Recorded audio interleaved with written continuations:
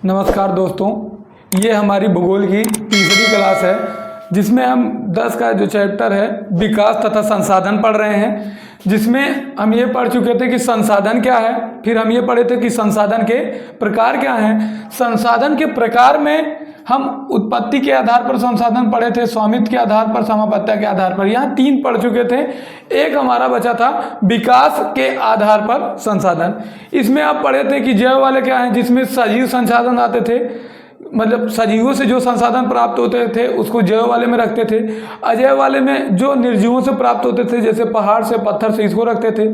फिर स्वामित्व के आधार पर यहाँ पे हम देखते थे कि उस संसाधन पर मालिकाना हक किसका है, व्यक्तिगत किसी व्यक्ति का है या किसी समुदाय का है या किसी राष्ट्र का है या कई राष्ट्रों के संघों का, यानी कि अंतर्राष्ट्रीय स्तर पर किसी संस्था का है। इसके बाद जो है समापत्ति के आधार पर हम ये देख पाएँ कि कौन से संसाधन हैं जो आपके समाप्त हो सकते हैं, जल्दी समाप्त हो सकते हैं और उनका उत्पादन हम पुनः निर्धारित नहीं कर सकते हैं, और कौन से संसाधन ऐसे हैं जो है जिनका हम पुनः निर्धारण चाहे किसी रासायनिक विधि से, चाहे भौतिक विधि से या किसी यांत्रिक विधि से कर सकते हैं। इसके बाद जो है हम यहाँ पे विकास के आधार पर संसाधन को देखने वाले हैं कि विकास के आधार पर संसाधन कितने प्रकार के हैं। तो यहाँ पर आप पाएंगे कि विकास के आधार पर संसाधन जो है संभावी संसाधन है, विकसित संसाधन है, भंडार संसाधन है और संचित कोष है। जिसमें से हम अगर देखेंगे कि विकास के आधार पर संसाधन कहने का मतलब ये है कि मतलब यहाँ पे ये बांटा गया है विकास के आधार पर संसाधन को कि किस तरह से, मतलब कि हमारा उस संसाधन के ऊपर या उस संसाधन के ऊपर हम कितना काम किए हैं, या उस संसाधन के ऊपर हम, जैसे पहले उस संसाधन का उपयोग कैसे होता था, हम कहाँ तक उसमें जो है सफलता प्राप्त कर चुके हैं कि इसका कितना हम निर्धारण जो है इससे ऊर्जा प्राप्त कर सकते हैं या अपने उपयोग में कितना ज़्यादा से ज़्यादा ला सकते हैं।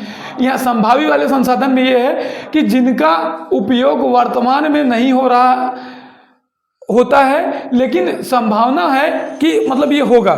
जैसे पता है कि इनके, जैसे जिनका उपयोग वर्तमान में नहीं हो रहा है इन्हें जो है संभावी संसाधन कहते हैं। पता है कि हम इसका उपयोग कैसे करेंगे।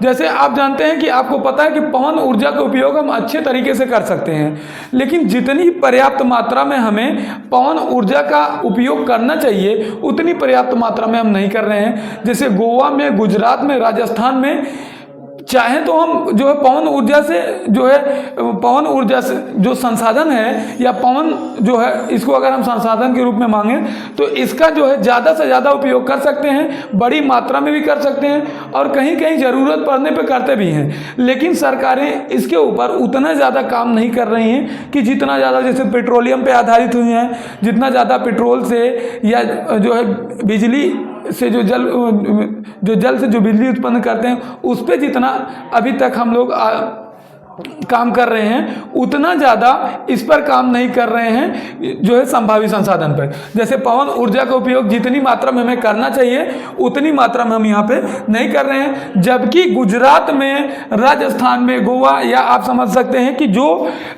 तटीय राज्य हैं, जो तटीय राज्य हैं, चाहे इस बगल के हों चाहे इस बगल के हों, इनमें ज़्यादातर जो है जल, समुद्र से स्थल की तरफ हवाएँ, स्थल से समुद्र की तरफ हवाएँ चलती रहती हैं। ज़्यादातर ये पाया जाता है कि यहाँ पे हमेशा पवनें चलती रहती हैं। जैसे मध्य भारत में हो गया या जहाँ पे हम लोग जैसे यूपी में हैं तो ये समतली भूमि है, मैदानी भूमि है, तो यहाँ पे हवाएं चलती भी रहती हैं, बंद भी हो जाती हैं। लेकिन जैसे राजस्थान या तटीय जितने भी क्षेत्र हैं ज़्यादातर पवन या तो हवाएं जो है जल से स्थल की तरफ या स्थल से जल की तरफ चलती रहती हैं, यहाँ पे बराबर चलती रहती हैं।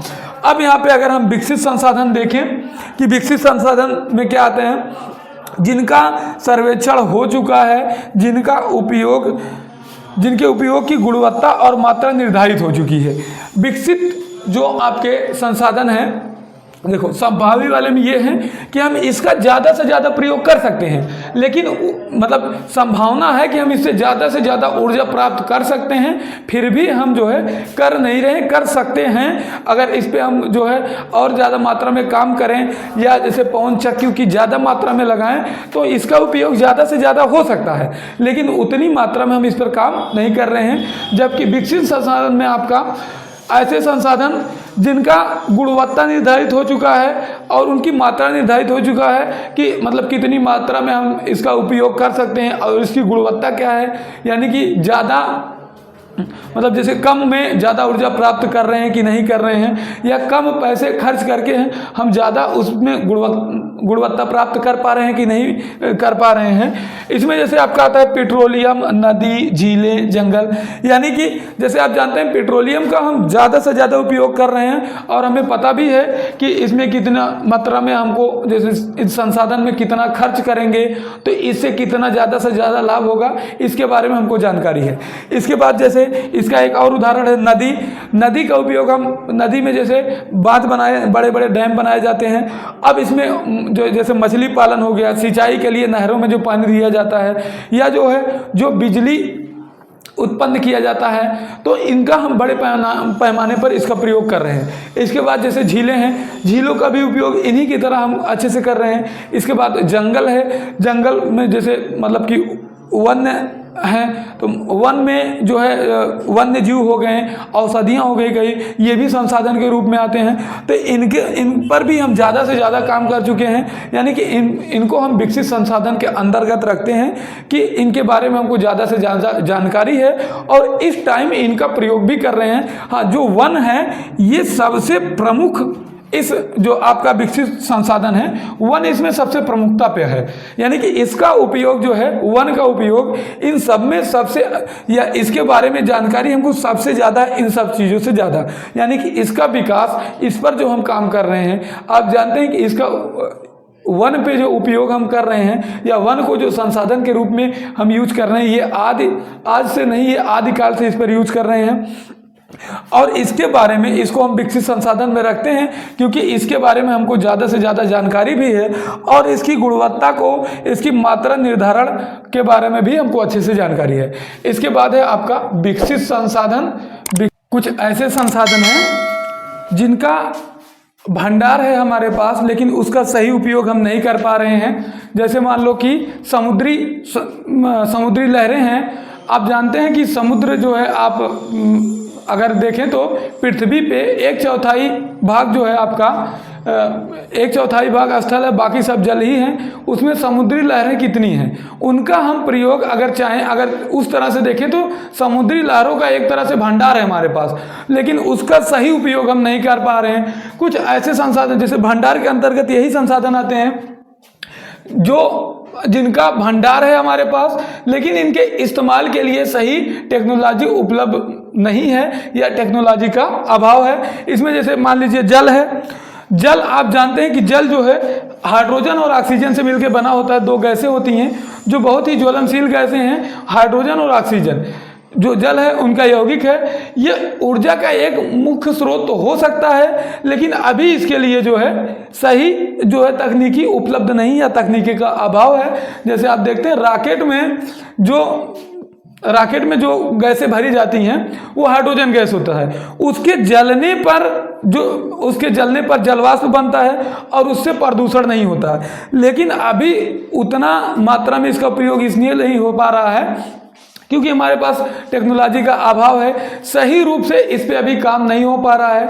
वो अज्ञानता बस आप चाहें, या इनकी कम मात्रा उत्पन्न करने में ज़्यादा मात्रा में धन की आवश्यकता होती है, इसलिए इनका सही रूप से जो है इन पर काम नहीं हो पा रहा है। बाकी भंडार इनका हमारे पास पर्याप्त रूप से उपलब्ध हैं। जैसे आप जानते हैं समुद्री जल है पूरा। आप देखते हैं कि जल, इतने बड़े भाग में जल होने के बाद भी कहीं कहीं आप सुनते हो कि इस देश में सूखा पड़ रहा है या इस देश में जल की बहुत बड़ी समस्या है।